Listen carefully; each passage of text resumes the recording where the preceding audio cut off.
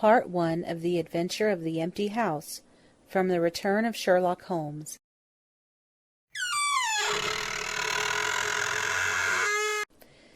It was in the spring of the year 1874 that all London was interested, and the fashionable world dismayed, by the murder of the Honourable Ronald Adair under most unusual and inexplicable circumstances. The public has already learned those particulars of the crime which came out in the police investigation, but a good deal was suppressed upon that occasion, since the case for the prosecution was so overwhelmingly strong that it was not necessary to bring forward all the facts.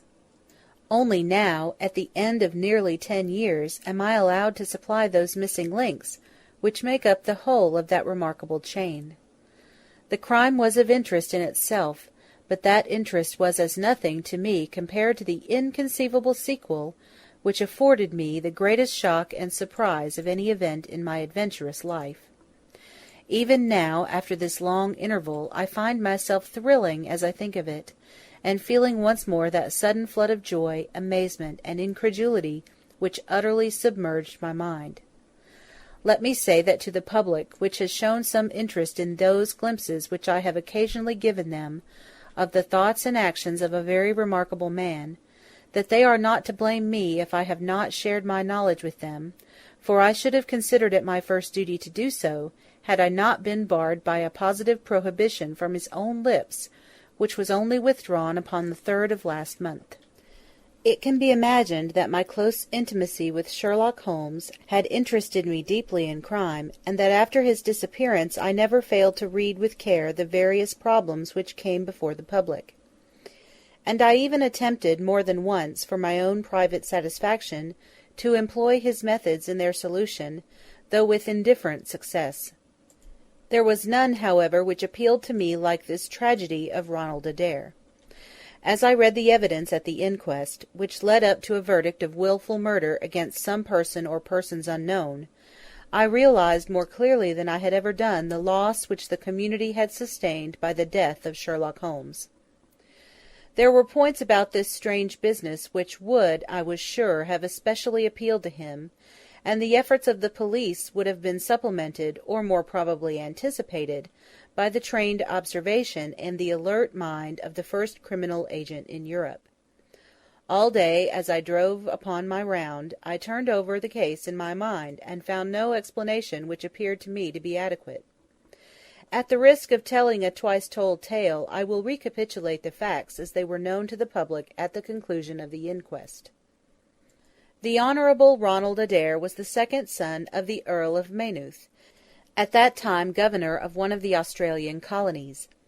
Adair's mother had returned from Australia to undergo the operation for cataract, and she, her son Ronald, and her daughter Hilda were living together at 427 Park Lane. The youth moved in the best society, had, so far as was known, no enemies, and no particular vices. He had been engaged to Miss Edith Woodley of Carstairs, but the engagement had been broken off by mutual consent some months before, and there was no sign that it had left any very profound feeling behind it. For the rest, the man's life moved in a narrow and conventional circle, for his habits were quiet and his nature unemotional. Yet it was upon this easy-going young aristocrat that death came, in most strange and unexpected form, between the hours of 10 and 11:30 on the night of March 30th, 1894. Ronald Adair was fond of cards, playing continually, but never for such stakes as would hurt him. He was a member of the Baldwin, the Cavendish, and the Bagatelle card clubs. It was shown that, after dinner on the day of his death, he had played a rubber of whist at the latter club. He had also played there in the afternoon.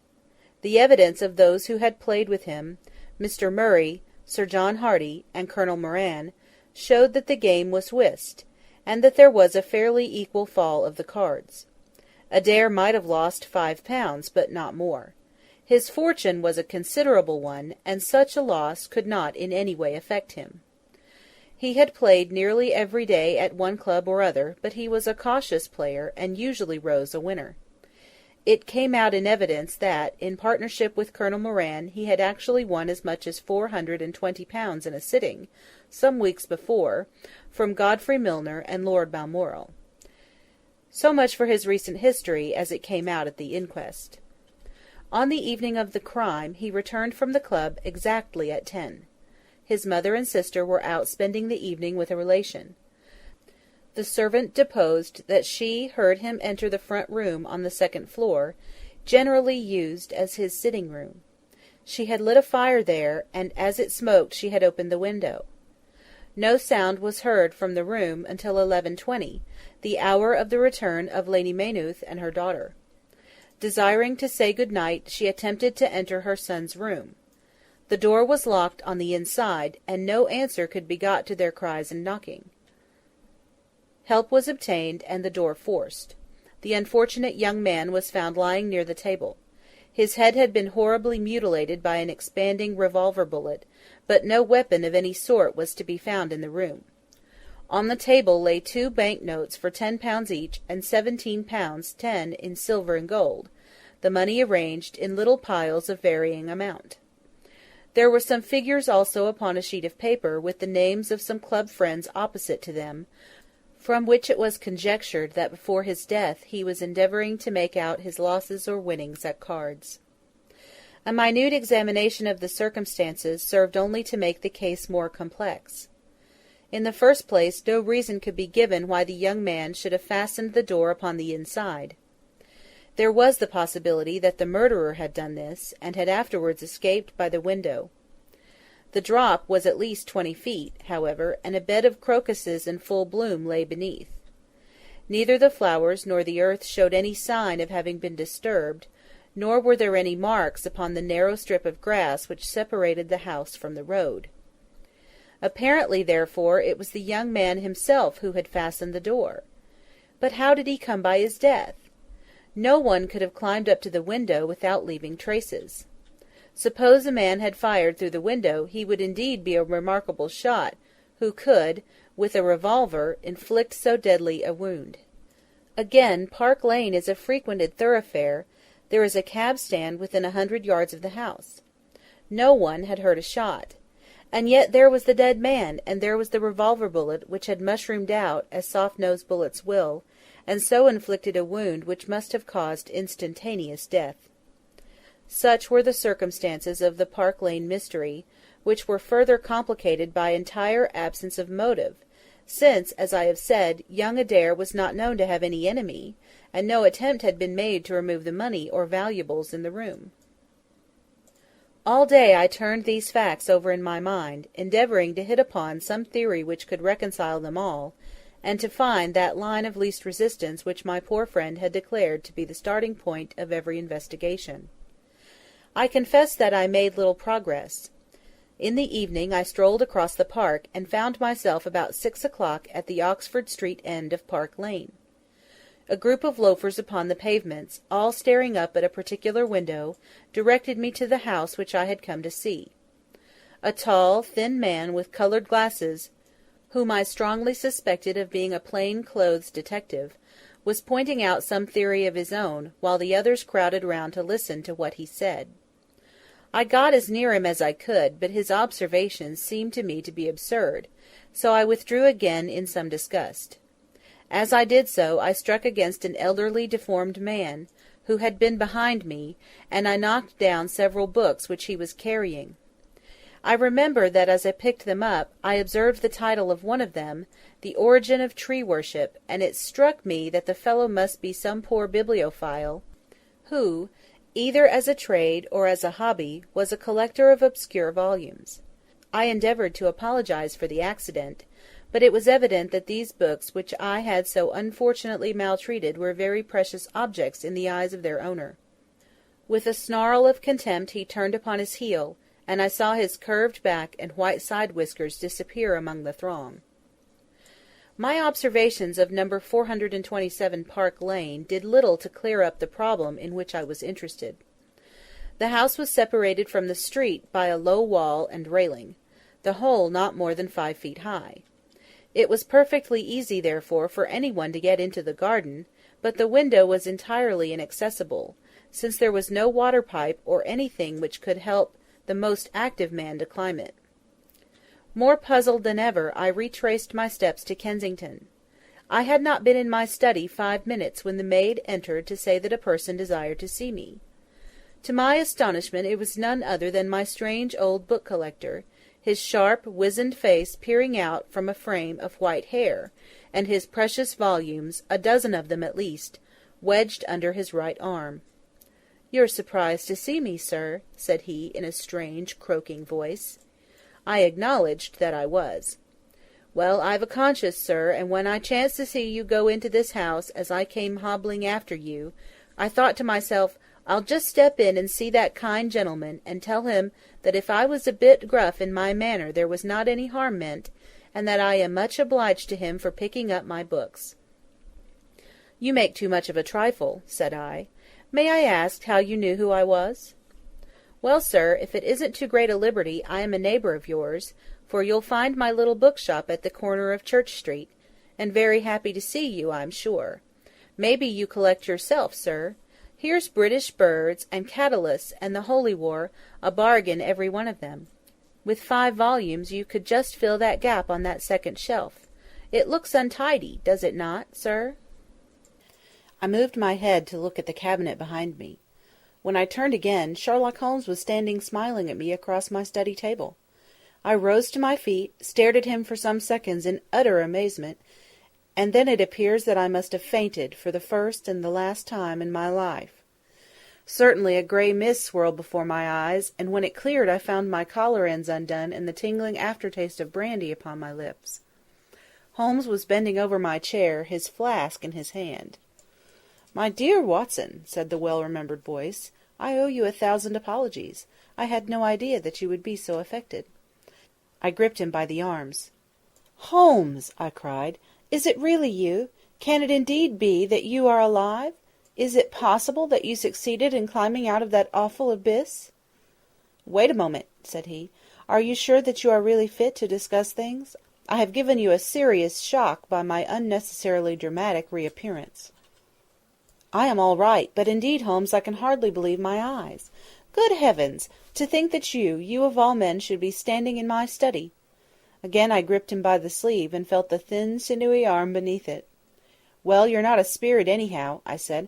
"My dear chap, I'm overjoyed to see you. Sit down, and tell me how you came alive out of that dreadful chasm." He sat opposite to me, and lit a cigarette in his old, nonchalant manner. He was dressed in the seedy frock-coat of the book-merchant, but the rest of that individual lay in a pile of white hair and old books upon the table. Holmes looked even thinner and keener than of old, but there was a dead-white tinge in his aquiline face which told me that his life recently had not been a healthy one. "I am glad to stretch myself, Watson," said he. "It is no joke when a tall man has to take a foot off his stature for several hours on end. Now, my dear fellow, in the matter of these explanations, we have, if I may ask for your cooperation, a hard and dangerous night's work in front of us. Perhaps it would be better if I gave you an account of the whole situation when that work is finished." "I am full of curiosity. I should much prefer to hear now." "You'll come with me tonight?" "When you like, and where you like." "This is indeed like the old days. We shall have a time for a mouthful of dinner before we need go.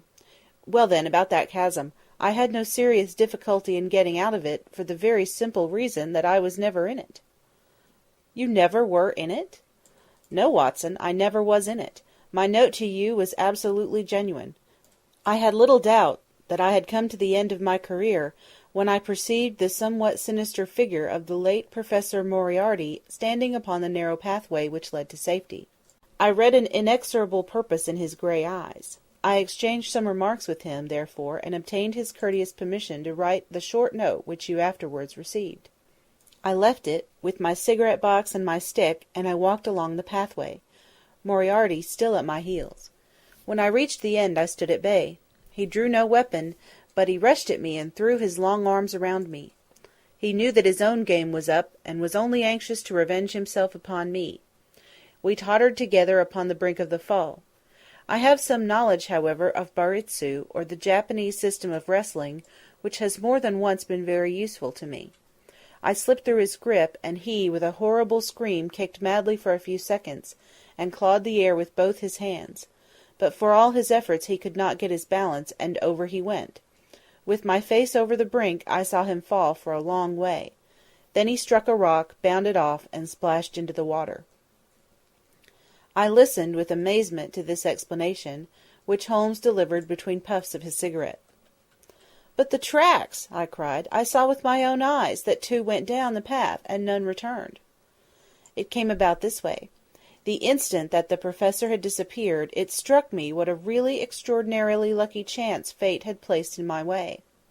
I knew that Moriarty was not the only man who had sworn my death. There were at least 3 others whose desire for vengeance upon me would only be increased by the death of their leader. They were all most dangerous men. One or other would certainly get me. On the other hand, if all the world was convinced that I was dead, they would take liberties, these men. They would soon lay themselves open, and sooner or later I could destroy them. Then it would be time for me to announce that I was still in the land of the living. So rapidly does the brain act that I believe I had thought this all out before Professor Moriarty had reached the bottom of the Reichenbach Fall. I stood up and examined the rocky wall behind me. In your picturesque account of the matter, which I read with great interest some months later, you assert that the wall was sheer. That was not literally true. A few small footholds presented themselves, and there was some indication of a ledge. The cliff is so high that to climb it all was an obvious impossibility, and it was equally impossible to make my way along the wet path without leaving some tracks. I might, it is true, have reversed my boots, as I have done on similar occasions, but the sight of 3 sets of tracks in one direction would certainly have suggested a deception. On the whole, then, it was best that I should risk the climb. It was not a pleasant business, Watson. The fall roared beneath me. I am not a fanciful person, but I give you my word that I seemed to hear Moriarty's voice screaming at me out of the abyss. A mistake would have been fatal. More than once, as tufts of grass came out in my hand, or my foot slipped in the wet notches of the rock, I thought that I was gone.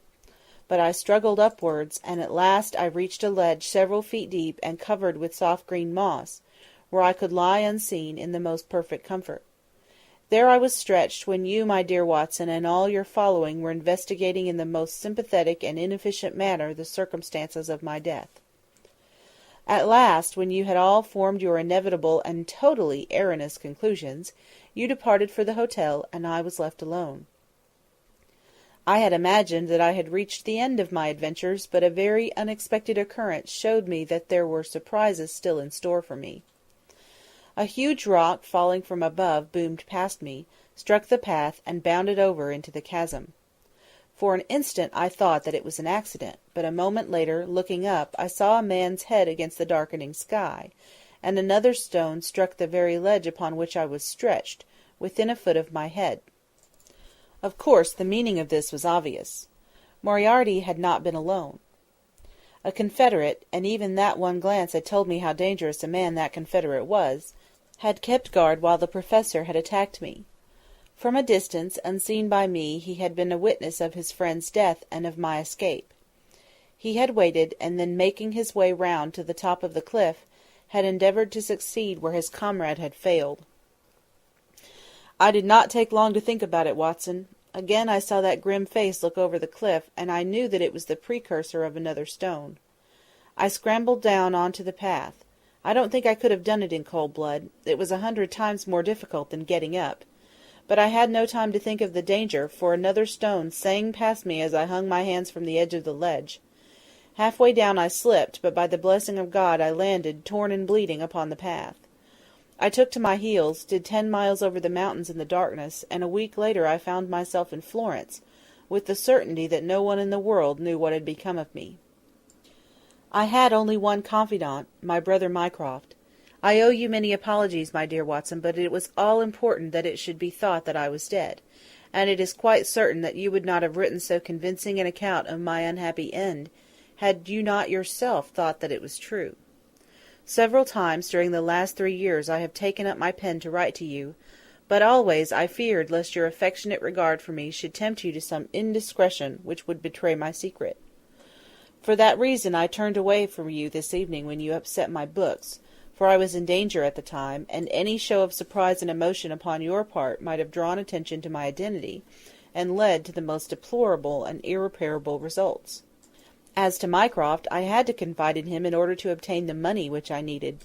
The course of events in London did not run so well as I had hoped, for the trial of the Moriarty gang left two of its most dangerous members, my own most vindictive enemies, at liberty. I travelled for 2 years in Tibet, therefore, and amused myself by visiting Lhasa, and spending some days with the head Lama.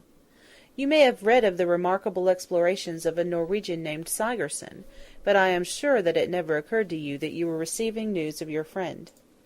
I then passed through Persia, looked in at Mecca, and paid a short but interesting visit to the Khalifa at Khartoum, the results of which I have communicated to the Foreign Office. Returning to France, I spent some months in a research into the coal tar derivatives, which I conducted in a laboratory at Montpellier, in the south of France. Having concluded this to my satisfaction, and learning that only one of my enemies was now left in London, I was about to return when my movements were hastened by the news of this very remarkable Park Lane mystery, which not only appealed to me by its own merits, but which seemed to offer some most peculiar personal opportunities. I came over at once to London, called in my own person at Baker Street, threw Mrs. Hudson into violent hysterics, and found that Mycroft had preserved my rooms and my papers exactly as they had always been. So it was, my dear Watson, that at 2 o'clock to-day I found myself in my old armchair in my old room, and only wishing that I could have seen my old friend Watson in the other chair which he has so often adorned. Such was the remarkable narrative to which I listened on that April evening, a narrative which would have been utterly incredible to me had it not been confirmed by the actual sight of the tall, spare figure, and the keen, eager face, which I had never thought to see again. In some manner he had learned of my own sad bereavement, and his sympathy was shown in his manner rather than in his words. "Work is the best antidote to sorrow, my dear Watson," said he, "and I have a piece of work for us both to-night, which, if we can bring it to a successful conclusion, will in itself justify a man's life on this planet." In vain I begged him to tell me more. "You will hear and see enough before morning," he answered. "We have 3 years of the past to discuss. Let that suffice until 9:30, when we start upon the notable adventure of the empty house." It was indeed like old times when, at that hour, I found myself seated beside him in a hansom, my revolver in my pocket, and the thrill of adventure in my heart. Holmes was cold and stern and silent. As the gleam of the street lamps flashed upon his austere features, I saw that his brows were drawn down in thought, and his thin lips compressed. I knew not what wild beast we were about to hunt down in the dark jungle of criminal London, but I was well assured, from the bearing of this master huntsman, that the adventure was a most grave one, while the sardonic smile which occasionally broke through his ascetic gloom boded little good for the object of our quest. I had imagined that we were bound for Baker Street, but Holmes stopped the cab at the corner of Cavendish Square. I observed that as he stepped out he gave a most searching glance to right and left, and at every subsequent street corner he took the utmost pains to assure that he was not followed. Our route was certainly a singular one. Holmes's knowledge of the byways of London was extraordinary, and on this occasion he passed rapidly, and with an assured step, through a network of mews and stables, the very existence of which I had never known. We emerged at last into a small road, lined with old, gloomy houses, which led us into Manchester Street, and so to Blandford Street. Here he turned swiftly down a narrow passage, passed through a wooden gate into a deserted yard, and then opened with a key the back door of a house. We entered together, and he closed it behind us. The place was pitch dark, but it was evident to me that it was an empty house. Our feet creaked and crackled over the bare planking, and my outstretched hand touched a wall from which the paper was hanging in ribbons. Holmes's cold, thin fingers closed round my wrist, and led me forward down a long hall, until I dimly saw the murky fanlight over the door.